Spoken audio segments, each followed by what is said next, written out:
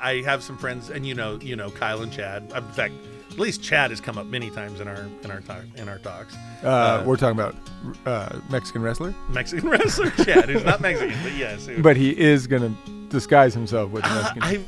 Yeah, you said that. I don't know why he would, but yes. If he said he would only come on this podcast if he could somehow not show his face. Why? Did he say why? I think celebrity and fame, because he didn't want to. He doesn't want the 100 people who. He doesn't want to get caught up in the celebrity and fame. So he's like, yeah, I wouldn't want people to, you go on the show and then you try to go to Trader Joe's and pick up a snack, and it's like, hey, weren't you on the Tuck and Tom show? He's like, yeah, no. Trying to go to Trader Joe's. No, so at best, only his chin will be noticeable. Okay.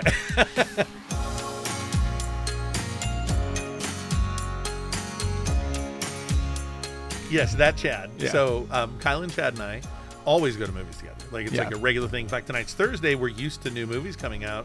We tend to go. Can we talk briefly about the fact that movies used to do things like there used to be a movie culture, Thursday midnight movies, and there used to be summer blockbusters. Mm-hmm. There used to be movies. Our movie 10 years from now, what's like that? There's an end time conversation. There is a conversation that says that movie going is going to end. It's going to end. Yeah. Well, a lot of people feel that way. Like I think about 20 years ago being a kid. Yeah. And I even get sad sometimes, not sad in like a real way, but it's like, oh, kind of like a nostalgia sad. The parking lots are empty. Yeah. I remember like circling the parking lot at Edwards 21. Yeah. Circling. Yep, and I remember having to walk like across the street.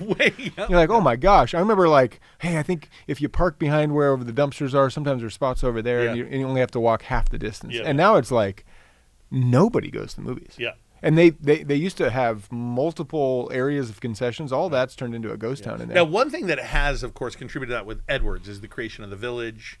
Right, the Village is probably the most productive movie theater in town. So that's going to draw a lot of people away from Edwards. The Village certainly has the best technology and the best experience. Resources. Yeah, it's weird that Edwards is now.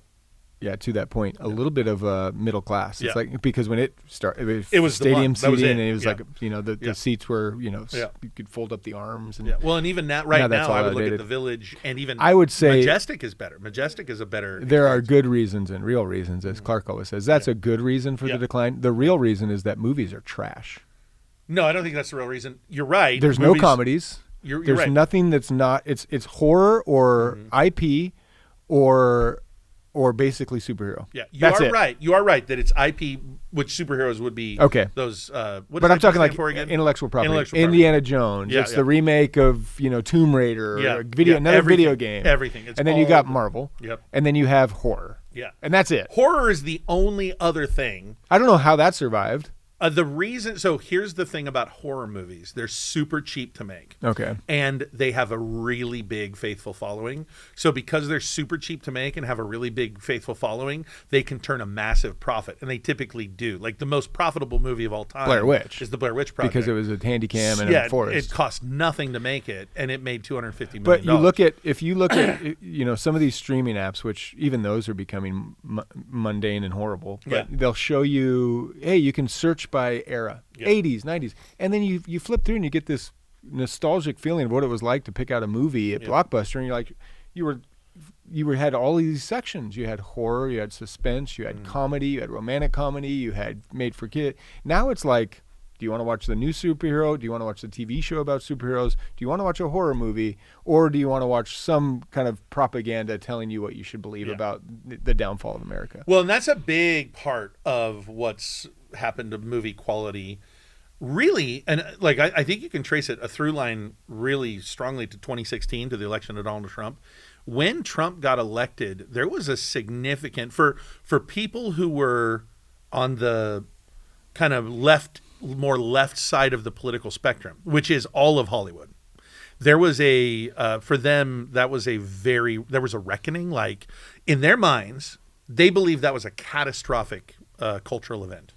And they believed, and I'm not just talking actors, I'm talking writers, directors, production companies. They all of a sudden believed that they had now a responsibility to change the culture and to basically teach, right? To teach people to think differently. And there's, by the way, there's a reason why they believe that they have this onus and the responsibility on them. And that is because they have had, like, a very long what's the word I'm looking for? Just kind of there's evidence in they can see their influence, right? Just look at contemporary perspectives on LGBTQ type stuff now compared to 20 years ago, compared to 10 years ago. And there's no question of media there's no question that Hollywood television production companies had significant influence. You got Will and Grace and Ellen and all those of these, things, and we're like, okay. Super impacted the way people thought about these particular issues. So they immediately thought, okay, we're not doing a good enough job because Donald Trump got elected. So we need to start making stuff that is directed specifically to teach people the right ethical beliefs is essentially what they're thinking. And so since then, like really since 2016, horrible. And it's only gotten worse, right? I mean, especially when the pandemic hits, right? It's gotten, I mean, they're super, super preachy. They're just like, and it's there's like no subtlety. More important than the actual movie. Yeah, yeah. It seems as though. Yeah. And now the Academy Award, I read, is now requiring movies that are nominated to fit into a certain, like you have to have these check marks to actually be nominated. I haven't heard about that. The only thing I've heard. So now it's actually becoming more Hollywood law. The only thing I've heard of with that is that they're making requirements that they have to be playing at theaters, and that goal is. I'm not saying you're wrong. I want to clarify that they have to be played at theaters, and the reasoning for that is actually because you said the real reason. I think the real reason why theaters are disappearing is streaming. And by the way, this ties into a much bigger cultural concern that I have.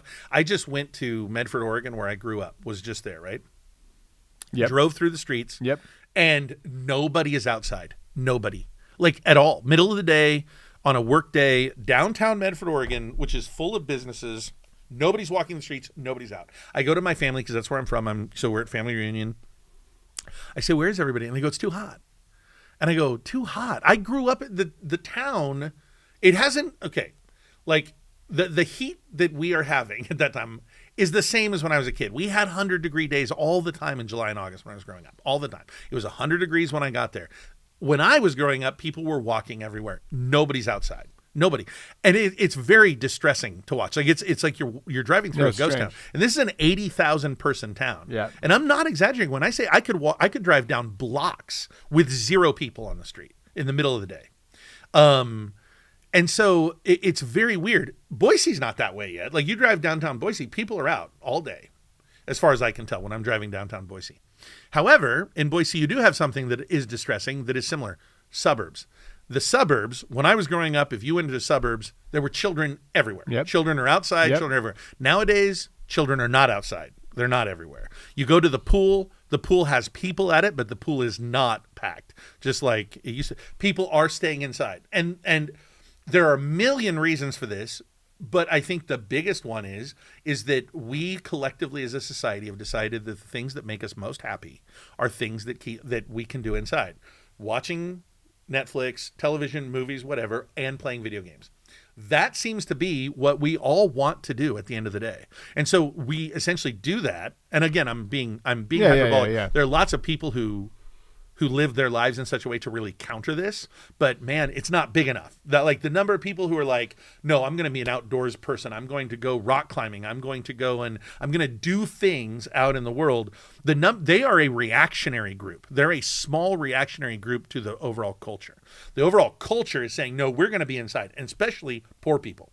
Poor people are like, we're going to be inside where the air conditioning is on, and we're going to be playing video games. We're going to be watching Netflix. That's what we're going to be doing. And of course, the bulk of the world is poor, right? I mean, poverty is always going to be more common than wealth. And so because of that, you're going to have massive populations are going to be inside. Now, here's the thing.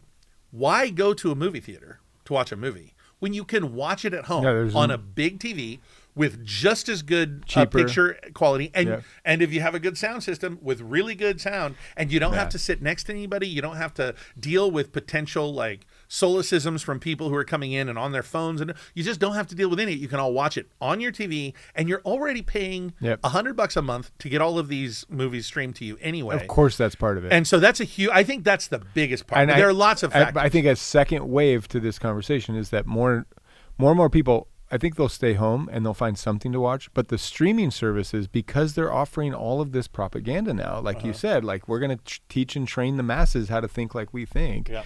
I mean, my wife and I have canceled almost all of the streaming service except for one called Minnow, which is like, Bible teaching for kids. Oh, really? Yeah, and that everything else is like you're either going to watch an old movie that you've seen before, or you're going to watch something that is telling you about the the doctrine of the Hollywood elite. Yeah. Yeah. And so it's like, why? It's not enjoyable either, and it's not funny. I liked comedies; they're gone. Yeah. Because you can't laugh at most things. Because most things are offensive. So for me, the opposite effect is happening. Very rarely there's a movie worth seeing now, so you might as well just go to the theater. Yeah. It's like you might as well just go to the theater now, because there was a weird kind of middle ground where it was like, well, you can't wait for everything to come out in streaming, and you can't even keep up because there's so many good streaming options. Now it's like streaming sucks too. Yeah. Yep. The golden era of movies has got to be widely considered to be over. Oh, so collectively, even though I don't think that they would identify it, because again, the people who made this decision typically are leftist kind of in Hollywood kind of thing, but collectively, everybody is recognizing this era as a very bad era in film history. Like, people are really looking at it as a really, really bad time. Yeah. And it is, largely, again, they won't admit it, but it is largely because of the dominance of the superhero thing, which has been so extreme. And even that has been tainted by these messaging campaigns. Oh, yeah. Well, they actually have really tanked once these messaging campaigns started taking over, because people definitely started forsaking quality for the sake of these messaging campaigns. Yeah. And, so also with that would include considerations of DEI, right? Diversity and inclusion, right? Because as part of the messaging, you want to diversify everything, right? So specifically along the lines of race, gender, and sexuality. Those three things are going to be so what's going to drive them largely is they're going to say, we need to have more diverse casts and more diverse direction. So like directors, writers, so there aren't enough, for instance, black people who are directing great movies, so we need more of them. Now, on the one hand, I'm not entirely against that in principle, obviously. Like, I do think that it's good to diversify input of storytelling, right? Like, people who from different experiences. Like, I think that there is a cultural sensitivity that certain directors will have. Like, I think it's way better for Spike Lee to direct a movie about, inner city New York than someone that grew up in the middle of America, because there's a cultural understanding. Yep. And we do need to have those experiences communicated through this through the storytelling. But here's the problem, right? If you can't artificially create this, right? I appreciate the desire to artificially create it, but you can't just artificially create it. You have great black directors, but you don't have a lot of black directors who historically had been given lots of projects to gain and garner lots of experience, right? So what does that mean? If you don't have a lot of them, and then all of a sudden you're like, wait, we have to have them, so we're going to bring people in. You're going to be bringing people in who don't have the experience. And not only do you bring in people who don't have the experience, sometimes you bring in people who aren't gifted or aren't like, you mentioned Spike Lee. Spike Lee is one of the great directors of all time, right? Spike Lee is not going to be making a superhero movie. Like, he doesn't want to. Yeah. That's not the kind of thing he's going to do. So, so you bring in people who, and I could understand a pushback. Somebody could respond by saying, well, we're never going to get there if we don't actually let people try. That's fair enough. But it is in the interim, you're going to have a lot of stuff that's not bad, that's not good. Yeah. And then you have people reinforcing it by saying, well, but it is good because it is diverse. And that's just not going to work on most of the paying public. For the people who are lapping up the soup. Yep. They apparently some people like what's happening in Hollywood. Maybe. Yeah. No, it's not. But it's at the end of the day. For most of us, it's like, you know what? It is actually, in the long run, I was already making kind of a concession to my physical health to watch movies. I was already making a concession to my spiritual health to watch movies. So now you're just giving me a easy out towards a better life anyway. Yep. So I'm not like mourning the loss. Yeah. It's more like, oh, okay, now that it's so bad, I don't have to give myself and my money to this stuff that really wasn't a net benefit anyway. Yeah. And I'm with you, actually. Like, for me, my movie watching has dropped significantly. And I think for lots of reasons. One is, part of it is discipline. Like, I'm more disciplined than I was 5 years ago, for sure. And I'm more convicted about it and more driven towards it. Still watch them quite a bit, but not like I did. And another factor though is this: it's like the stuff that's coming out isn't really worth me watching. No. Like a lot of it, not now. I like probably more than you do, and there's probably more that I would be willing to watch. So I still have my streaming services and things of that nature. Let me add one more thing too that makes it all kind of a trouble, and this is something I've been thinking a lot about. They make so much content now because there's so much money. Like there's just so much money out there. They're making so many television shows. And those television shows are 18 episodes a season, 10 to somewhere between 10 and 20 episodes a season. And they're making them, and they're making 100 of them. Yeah. Netflix is making them, HBO is making them, Disney's making them. And at the end of the day, you do have to stop and go, I can't watch all of them. No. I can't watch all of them. So then you're now forced into a situation where you're like, well, what do I do? Which ones do I watch? Well, some people are just going to watch some, but some people are going to go, there's so many, I'm not even going to try to watch any of them. Can't. Because why? Like, what's even, like, you know what I mean? Like, they're just Well, there overwhelmed used to with be the a chatter. There used to be a chatter, even if you weren't on, the show. Everyone knew Lost was popular in 06. Everybody did. Yeah. Because everybody knew. Yep. And everybody talked about it. And Yep. I've picked up, I haven't really gone through the American Office. I know so much about the American Office just because everybody watched it. Everybody talked about it. Yep. And now, because it's such a splintered viewing of it, you can't even have that like social. Yeah, I probably should check out. It's very rare for a TV show to pull people in, to have that kind of cultural impact nowadays because there's just so many. No, it does happen, but it's rare. It's like, super rare. Towards the end of Seinfeld, people were getting pulled in at the water cooler. Yeah. Like, oh yeah, I gotta go check that out. You're right. Yeah. It's final season. You gotta go check it out. But well, that's the doesn't happen metaphor, anymore. the proverbial water cooler conversation about the TV show at the end. And it's just over. So with the time remaining, we've gone 30,000 foot. We're landing the plane, and we've gone to the runway called Barbie. So yes, tell us how Barbie is the perfect. It's the perfect little microcosm of this entire conversation. Well, it does make for a really interesting thing that's happening at this exact moment right now, because you do have a kind of interesting phenomenon going on with what people are calling Barbenheimer, which is this combination of Barbie and the movie Oppenheimer by Christopher Nolan. In that they are bringing in a lot of people to the theaters in a season. This last summer has been very bad. In terms, but there is actual chatter, like, and there's excitement. There's chatter and excitement and dress up, and people are going, and people are interested. And I will say, it's an interesting convergence because the week before Mission Impossible 7 came out, and Mission Impossible 7 would normally have quite a bit of chatter, like Mission Impossible, but it's been drowned out by the shadows, by Barbie and Oppenheimer, which are massive. Yeah. Barbie's like 400 million right now. Right? Yeah. Oh, yeah. Barbie has blown everybody's socks off in terms of it. I will say Barbie's ad campaign is one of the best I've ever seen. I've never seen a movie more effective at churning up interest and getting people wanting to see it. Now, of course, they're tapping into all sorts of threads, right? The biggest one is nostalgia for women, right? Which, by the way, and this is kind of to their credit, is maybe the only time when you've actually tapped into women, like distinctly girlish nostalgia, right? Like film has done this forever. Marvel is doing this. Transformers did it. But it's for little boys. It's mostly for boys, or at best you could say it's ambivalent in terms of its gender. Yeah, if it's Christmas or Star Wars. Is Star Wars mostly boys or girls? Yeah. I mean, it's more. I think it's like the Muppets is everybody. Yeah, it's as a story. Star Wars is more for boys. It's a story crafted for the kinds of things boys like. Yeah. However, girls love it, and you have lots of girls interested. But I correct me if I'm wrong. I can't think of something that was American Girl Doll. Maybe had a. I think they had. Did they have a movie? I don't know if they had a movie. Little Women had a movie. I remember being like, I remember that book. Yeah, but Anne of Green Gables. I mean, well, a little bit. You have books that turn into movies that girls like, but nothing not, that's like a IP. Yeah, nothing that's like girls played with this thing. Yeah, it's got to be Barbie. Yeah, it's Barbie, and so this is tapping into that right now. The production company hired two really accomplished filmmakers to put this together. These two really accomplished filmmakers. They're partners, a guy and a girl. They're not married, but they're together. They wrote the script. The woman, Greta Gerwig, she directed the film, and then her partner Noah Baumbach was co-writer.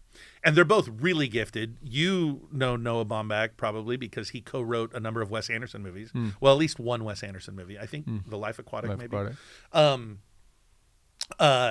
And so he's a really gifted filmmaker. His most recent film was really good. Called, or second to most recent film, I think, Marriage Story. I don't know if you saw it. Oh, I didn't like that. Yeah. You didn't? I loved it. No. Oh gosh, I loved it. I mean, no, it was with the Darth Vader kid. Yeah, it's distressing. Yeah. Why didn't you like it? I just thought it was horrible. I thought it was a horrible. I guess because I oftentimes just think about how movies make me think about the world and life. And, so I agree with that, though. It was horrible. Yeah. What it was reflecting on was it was reflecting on divorce. Yeah. And it was really horrible in the sense of what it was showing you about human nature. I didn't enjoy the movie. No. And I didn't enjoy thinking about the movie. Okay, so I'm with you on all of those things. So I am actually with you on all those things. I did find it compelling. I'll say this: at least it was something other than a Marvel or a a horror movie. Here's why I did like it. I felt like it was a compelling picture into the minds of what men and women really are like when they're going through that. Having been a product of divorce myself, like watching it is a horrible thing to watch, but it certainly had some suspenseful moments. It was tapping into some reality there and it did make me reflect, even though I don't think he was not, for lack of a better term, preachy about anything. He didn't seem to have a very clear message in the movie. He was just like, this is what happens. Yeah, totally. But as I'm watching it, I'm like, watching this makes me hate divorce. Yeah. Watching this makes me want to have a different view of marriage than people in this world have. And Noah Baumbach does not have a different view. He's not a believer. I was worried that it made people hate marriage, not divorce. Really? Yeah. I can see that. I totally can see that because there is, I mean, you have two miserable people in it who make horrible decisions. Horrible.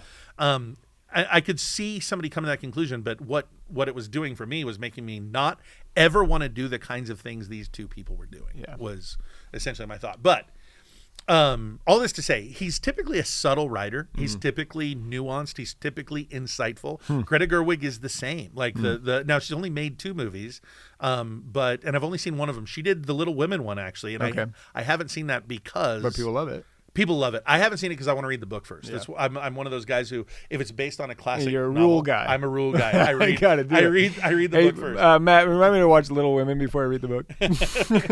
Now, so they bring them in. So a smart creative team. Now, one of the things that's inevitable is when it's a production company driven movie, the creative team is not creating it. It's going to be the production company. They're the ones who are going to have final say over everything. I knew coming in that this movie was going, and I think anybody should have expected that it's going to have a distinctively feminist flavor, right, in terms of what it was going. Which is so odd to me because I'm old enough to remember when feminists went so hard in the paint against Barbie, and they hated Barbie, and Barbie was, don't ever let your kids play with a pink doll because your girls will then think pink is, only for girls. I just remember 15 years ago when feminists distinctly were deconstructing Barbie. Yeah. Well, just so you know, that is a that's part in there. of this. This is there. That's right? in there. Here's where I think, and this is the only, because at the end of the day, I didn't love Barbie at all. I didn't really care for the movie. And I didn't care for it not just because let me put it this way. A lot of people are frustrated with it because it is a feminist romp. I went in knowing it was going to be a feminist romp. I myself am not a feminist in the sense or in the way that people in our culture tend to be, right? I don't agree with many of the ways that feminists speak of things. Certainly, like the way that there's a tendency, I think, in our culture to devise like a war between the sexes and to immediately like consign anything that is masculine or male as negative, right? Or any of those kinds of things. I think, so I'm not a feminist in that sense, in kind of the more contemporary sense. At the same time, I'm, understanding, and this is where I have had some different experience with respect to this movie. Understand that at the end of the day, this movie is appealing to certain individual people, right? And one thing that I have found is that many of the women that I've known who've gone to it felt very connected with the movie in a way that they haven't felt with other movies, right? Like and part of it is the fact that they kind of what I brought up earlier, that they did grow up playing Barbies. That seems to be the only thing I could think would make you connected to that movie is if you had some nostalgia that you were tapping into, and the crazy hair Barbies. Like, yeah, everyone remembers the kid that cut the hair of the Barbie, or the dream car in the Dreamland. But yeah. I mean, at the end of the day, I'm kind of with you. I never played with Barbies. I was very much into masculine toys. I did not play with Barbie dolls. Ken. I didn't play with Ken. I didn't play with any of those things. But here's the thing, and this is one of the things that comes out that I did find somewhat interesting in the movie, is the movie is wrestling with this reality that girls love Barbie. While at the same time, some girls have these negative experiences with respect to relations with men and things like that in terms of society, right? So all this to say, it's like you have these Barbie dolls. Barbie dolls are definitely, from the mind of the feminist, I'm speaking just from a feminist perspective here, are definitely, like what you said a moment ago, they're teaching women, you need to look like this, you need to dress like this. They're setting these impossible standards of beauty, which, even though I'm not a feminist in that contemporary sense, I do agree that setting these just otherworldly beauty standards for girls, especially at a young age, it's not healthy. It hasn't been healthy in general for girls, right? At the same time, Barbie dolls, and I don't know the history of it because I don't know anything about the history of Barbie. Barbie dolls have done this weird thing where it's like they do this with these beauty standards, but then they also do things like wanting to create some kind of a feminist like President of the United States Barbie, Barbie, Supreme Court Barbie. Justice Barbie, right? All these things to try to challenge and go against traditional gender roles in our society, right? So then these girls are sitting there and they're saying, the movie is kind of reflecting on this, how conflicted this all is. It's like you kind of get both, right? And one of the things that was, it's clearly the key moment in the movie is the moment when the mother in the movie has kind of a moment of emotional frustration, and she starts just kind of just shouting out these different feelings that she has as a woman. Right. And as I listened to that, and I've only listened to it like basically one time all the way through because I watched the movie once. And then subsequently when different characters are going and kind of repeating parts of it, some of the things that were said in that speech, I was very sympathetic for. I definitely, and I definitely felt like it was something that should be said, needed to be said. And certainly like, I was in a room full of women when I was watching it. I'm at the theater. I'm with a bunch of popular guy. I'm there with a bunch of. I did go with 10 friends who were girls, and a lot of the friends that are girls. Well, 10 girlfriends. 10 girlfriends. Well, I had to say it the right way. Okay. Let's make it clear. Okay. Anyway, so we're sitting there, and everybody, and it's like after that speech, like a lot of those girls were clapping, and I've talked to so many who are like, yes, that is like that very well captured how I feel internally and emotionally. Can't deny there was some little bit of meat.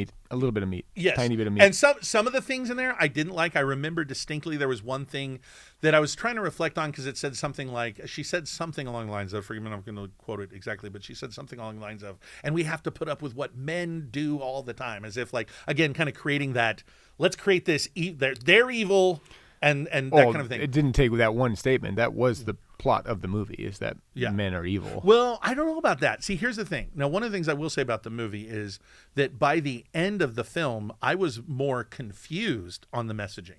I was more because Ken was like, at the end, he was supposed to come to his like self-reflection moment. So I don't know why I'm confused by it, but I just found that at the end of the day, there's a lot of stuff that it just wasn't clear what they were messaging. It was like they are trying to say some things, but they're trying to hedge what they're saying in light of all sorts of other things. And maybe part of that is the studio doesn't want to offend men because the studio wants to get men in the audience. Maybe part of it is Gerwig and Baumbach trying to be nuanced in what they're saying. I don't know, because they are nuanced writers. Like they're not like they're certainly left. Don't get me wrong. They're going to be on the political left. They're going to be feminists for sure. That's not question. But they're more nuanced than what you'll get on Twitter. You know what I mean? They're not going to they aren't the kinds who are just going to sit there and go, oh yeah, we really want to just say what everybody else is saying. And there was an element of that in that movie that I can appreciate why a lot of conservatives, especially, and I'm conservative. So, but I went with conservatives. One of the girls I sat with was like, hated it. It's garbage. One of the girls I sat with, very conservative also, was like, I loved it. Or at least not, I loved it. I had some issues with it, but I loved a lot about it. Right. So probably wanted to love it. Yeah. And yeah. So there's like, there's a complexity behind all of these things. But at the end of the day, I was a little, what it felt like, this is just kind of my general feeling, is it felt like they wanted to make sure to say a lot about Ken. And yet it was never really clear what they were saying about Ken. Like for a minute there, it made it look like he was just going to be a bad guy. Like this would be to me kind of like, to whatever degree it was bad. Just an oversimplified, men are lame and this is how lame they are and these are the lame things they do. And there's a big element to that. But then at the end of the movie, it really didn't do that. It was more like, actually, no, Ken just is misled in certain ways for XYZ reason. And if he only understood what we understand, then everything would be okay. Now, this is where I did take the one discernible message that I got from the movie. I didn't think was, let me restate that. Not the one discernible message. There were lots of little messaging, right? So there are all sorts of little things they said. And of the little things that were said, some of them I agreed with. A lot of them I thought were lame. So there were lots of moments when I'm like, yeah, that's true. That's insightful. That's helpful. And other times I'm like, that's so reductive and that's so unnuanced and that's so ridiculous, just like so much in our culture. But it seems to me that at the very end, what it really wanted to do was it wanted to tell Ken that he didn't have to have Barbie for his life to matter. And that's a weird way to go because this movie's supposed to be like for Barbie, not for Ken. I actually talked to some girls who were like, we were really bothered by the fact that this movie, after everything was said and done, actually ended up being about Ken and not Barbie. Like they were like, that's actually, like, I actually have a friend who's a feminist, and my friend is political left. She's not at all, and she hated the movie because she was like, I went in expecting that this was finally gonna be this good point on her. This movie, and she goes, it was about Ken. She goes, it was about Ken again. Yeah, that's what she said. And again, I mean, I wouldn't say Barbie universe is about Ken normally, but Ken no, she meant Ken again, meaning like other movies, like because from her perspective, it's like movies are made by men for men, and they usually speak to men issues. And by the way, that is reductive. That's not nuanced, but it's not entirely untrue, right? I mean, like how many times? Yeah, you'll have Transformers for the rest of your life. Oh, you'll always have Transformers. You don't get a lot of Barbie and you don't get a lot of things. And so to that, I'm sympathetic to girls who feel that and are wrestling with that. But at the end of the day, it was this moment to kind of tell Ken that he can function and be an individual and a human without having to have Barbie on his side. Now, here's where my real issue is, because it was the one clear main point of the movie. The main point of the movie was just crass individualism is what it came down to. And it's rooted in what I take to be a cliche of the modern feminist movement, right? So a common cliche criticism that feminists bring against storytelling today is that that movies or stories that are told publicly, television, whatever, that they always tell women or create women in their stories in such a way that women are completely dependent upon the man. That is that it's like a woman is just there to be a love interest or something like that. Now, I'm not trying to say I won't argue that that's not entirely that's damsel in distress. I'm not going to argue that that's not true to a degree, and I'm not going to argue that there isn't value in telling stories in which men and women are independent in those stories and don't have love interests, right? We do need those stories. And you should have stories out there, books, novels, TV shows, movies of women who are doing things that are not just being a romantic interest. Correct. However, and this is my big problem here. The movie is here trying to say that men and women just should be defined individually, independently, on their own. And that is individualism. If people don't stop and consider and realize that actually no, like we actually are, as humankind, intimately woven. And there is a very real sense in which our telos, right? That's a word I've used teaching through Revelation. Our telos is intertwined together. Right? I, as a human, I have all sorts of different purposes in my life, for sure. God has made me as an individual for lots of different purposes. And he's done that with all individuals. But we have lots of I'm trying to think. Teloi. Purpose. Purposes. Essence. Lots of different purposes. For some, purpose to be a father, to be a husband. That is a purpose. It is a telos. To sit there and say it's not, to just rip that out and say, no, that doesn't define you is wrong. Yeah. Like you are in fact, and not only are you in fact a father and are you in fact a husband, you were in fact meant to be. And most men were meant to be. Yeah. To try to rip fatherhood and try to rip husbandhood, that's not really a word, away from them is wrong. Same thing's true for women. Women do have a telos of motherhood. To rip motherhood away and say that that's not part of your telos, that you can define yourself independently of that, is wrong. And that is the crass individualism that is in our culture.